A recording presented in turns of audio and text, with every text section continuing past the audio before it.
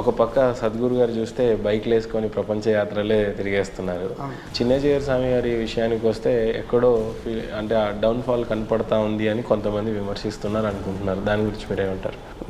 మన గురువులు ఎప్పుడైనా కూడా వాళ్ళు శరీరానికి అతీతంగా చేసే పనిలో అసలు డౌట్ ఉండదు. కాకపోతే చాలా విధాలుగా చాలామంది టార్చర్ పెడుతూ ఉంటారు.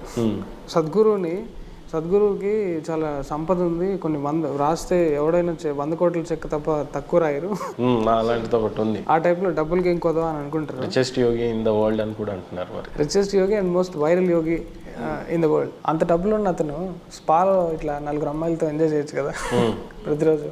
ఎవరు అడుగుతున్నారు? మా విజయమాలని ఎవరిని అడుగుతున్నాడు ఇప్పుడు? ఆయన స్కెడ్యూలే పబ్లిక్లో ఉంది. నెక్స్ట్ మీటింగ్స్ ఏముంటాయో అందరికి ఆన్లైన్, అంటే అదొక ఎయిర్పోర్ట్ ఫ్లైట్ డీటెయిల్స్ లాగా పెట్టేసి ఉంటారు. పర్సనల్ లైఫ్ ఎక్కడ ఉంది ఆయనకి కంప్లీట్గా